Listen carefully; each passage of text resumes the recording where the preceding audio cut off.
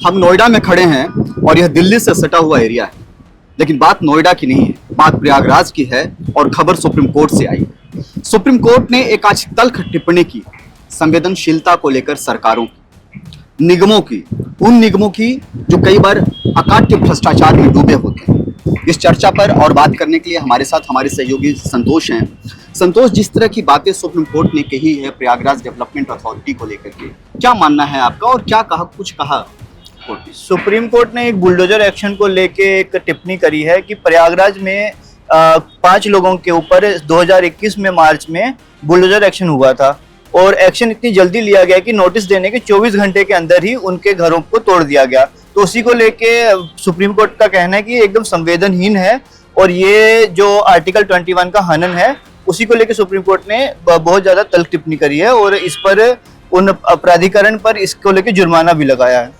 बिल्कुल, supreme court ने जुर्माना लगाया प्राधिकरण पर और प्राधिकरण को जो तल्ख टिप्पणी करते हुए कोर्ट ने कहा कि मानवीय मूल्यों को भूलना नहीं चाहिए। एक कहावत है और एक बड़ी अच्छी शेर है कि लोग टूट जाते हैं एक घर बनाने में, तुम तरस नहीं खाते बस्तियां जलाने में। तो बस्तियां यहाँ नहीं जलाई गई, लेकिन बुलडोजर एक्शन हुआ और बुलडोजर एक्शन करके एक साथ कई लोगों के घर तोड़ दिए। ये कई लोगों में से वो 5 लोग सुप्रीम कोर्ट पहुंचे, उन्होंने अपनी अर्जी दाखिल की और उसी अर्जी को लेकर के सुप्रीम कोर्ट ने ये टिप्पणी की। जी, तो इस टिप्पणी के बाद अब अखिलेश यादव भी राजनीति करने लगे हैं। उन्होंने भी अभी फिलहाल इसी बुलडोजर एक्शन पर मैं आपको बताना चाहूँगा कि जज ने एक अभी फिलहाल के एक्शन का भी एक वीडियो के बारे में जिक्र किया है जहाँ पर बुलडोजर एक्शन हो रहा था और एक बच्ची है जो किताबें लेके वहाँ से निकल रही थी।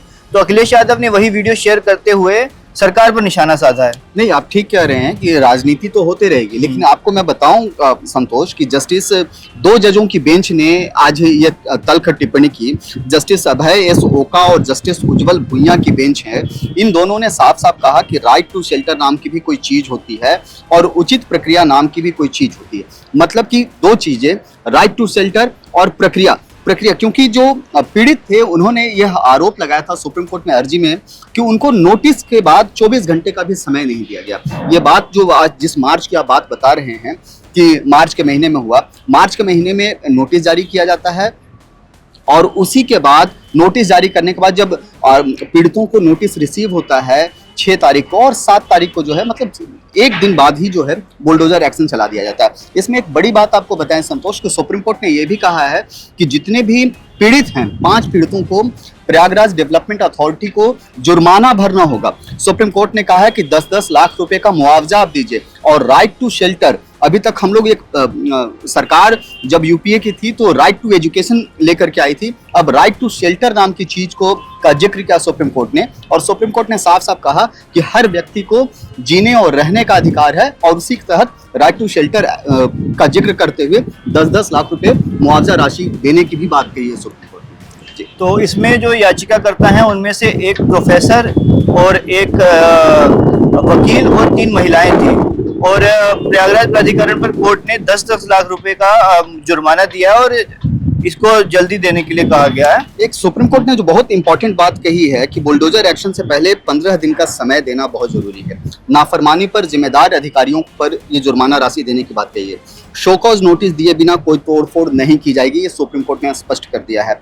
डाक के जरिए प्रॉपर्टी के मालिक को नोटिस भेजा जाएगा और प्रॉपर्टी की दीवार पर भी चिपकाया जाएगा। कई बार हम लोग देखते हैं कि गलत तरीके से या झूठ का कह दिया जाता है कि जी नोटिस तामील कर दी गई थी, नोटिस भेज दिया गया था, उनको रिसीव हो गया था। लेकिन सुप्रीम कोर्ट ने कहा कि अगर आप किसी को नोटिस दे रहे हैं तो उनकी दीवार पर भी आप चिपकाएंगे ताकि उनके पास नोटिस मिले। नोटिस भेजने के बाद 15 दिन का समय दिया जाएगा, कोर्ट ने यह भी कहा है। साथ ही साथ इसकी जानकारी कलेक्टर या डिस्ट्रिक्ट मजिस्ट्रेट को भी देना अनिवार्य किया है। जिले में कई बार देखते हैं कि अथॉरिटी अलग तरीके से काम करती है और जिला प्रशासन अलग तरीके से काम करता है, तो दोनों के बीच में समन्वय को लेकर के भी कहा है सुप्रीम कोर्ट ने कि डिस्ट्रिक्ट मजिस्ट्रेट को इसकी जानकारी देना मस्ट है और इसके बाद कार्रवाई पर नजर रखने के लिए नोडल अधिकारी तय किए जाएंगे और वही जो है नोडल अधिकारी जिम्मेदार होंगे।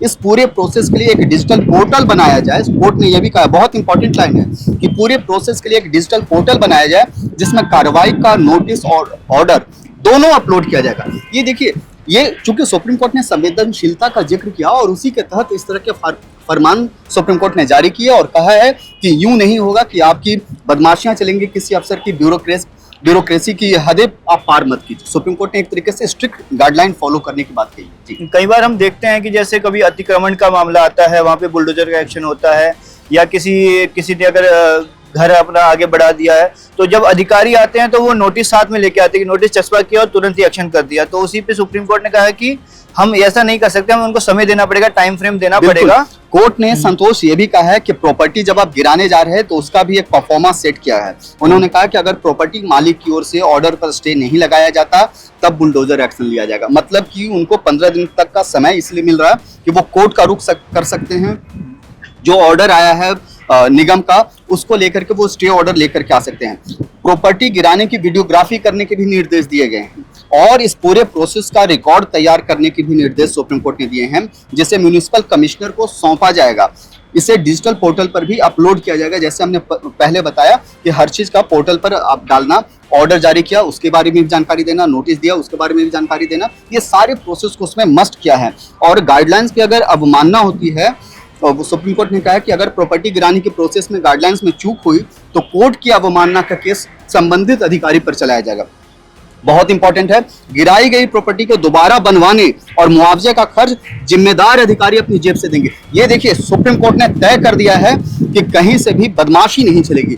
किसी अधिकारी को लगता है कि जी मैं तो साहब हूं, मैं कुछ भी कर लूंगा, लेकिन सुप्रीम कोर्ट ने वहां नकेल कस दिया है और सुप्रीम कोर्ट ने साफ साफ कहा है कि संबंधित अधिकारी जवाबदेह होंगे, उनके जेब से खर्चा वसूला जाएगा। तो ये ध्यान देने वाली बात है कि कई बार अधिकारियों की मनमानियां होती हैं, वो किसी के प्रभाव में आके किसी भी तरीके से वो एक्शन ले लेते हैं, तो वो सब चीज़ें नहीं चलेंगी। पूरी प्रक्रिया को फॉलो करना पड़ेगा, जो भी गाइडलाइन सेट की गई हैं हमें वो फॉलो करना पड़ेगा, उस चीज़ का ध्यान देना पड़ेगा। और अब प्रयागराज विकास प्राधिकरण ने इस मामले पर तो एक्शन ले लिया, लेकिन बहुत सारे ऐसे मामले अभी भी लंबित हैं जिन पर अभी बात होनी बाकी है। बिल्कुल, पिछले साल भी सुप्रीम कोर्ट ने इस तरह की तलखट टिप्पणी की थी सरकार के, यूपी सरकार को लेकर के, जब बुलडोजर एक्शन यहाँ ज्यादा था तो तब भी टिप्पणी की थी। इस बार में एक बात बता दें आपको संतोष की ये पूरा मामला 2021 से जुड़ा हुआ है, मार्च का है। 6 मार्च की रात को नोटिस दिया जाता है और सुबह अगले दिन 7 मार्च को है तोड़फोड़ शुरू हो जाती है। इस मामले में प्रोफेसर अली अहमद और वकील जुल्फिकार हैदर समेत कुल 5 लोगों के मकान गिराए गए थे और इन सब लोगों ने, याचिकाकर्ताओं ने कोर्ट को बताया कि उन्हें शनिवार 6 मार्च की रात को नोटिस दिया गया था। हालांकि जो नोटिस है वो 1 मार्च 2021 को ही जारी किया गया था, लेकिन पहुंचा लेट था। 6 मार्च की रात को पहुंचा और 7 मार्च को जो है बुलडोजर एक्शन कर दिया गया। अब एक इस पूरे सिस्टम पर सुप्रीम कोर्ट ने सवाल खड़े किए हैं और सुप्रीम कोर्ट ने साफ कह दिया है कि जो हो रहा है वो गलत है और आपको सुधार करना होगा। जी, तो बुलडोजर एक्शन को लेके ये बड़ी खबर है और बुलडोजर एक्शन को लेके ये जो प्रोसेस चल रहा है इस पर आप हमें अपनी राय जरूर बताएं और ऐसी तमाम अपडेट्स के लिए हम हमारे साथ जुड़े रहें। बिल्कुल, ये वीडियो आपको कैसा लगा, जानकारी इसमें जो दी गई है वो कैसा लगा, आप कमेंट सेक्शन में जाकर के आप हमें जरूर बताएं और वीडियो पसंद आया हो तो लाइक, शेयर और सब्सक्राइब भी चैनल को जरूर करें। धन्यवाद। जय हिंद, जय भारत।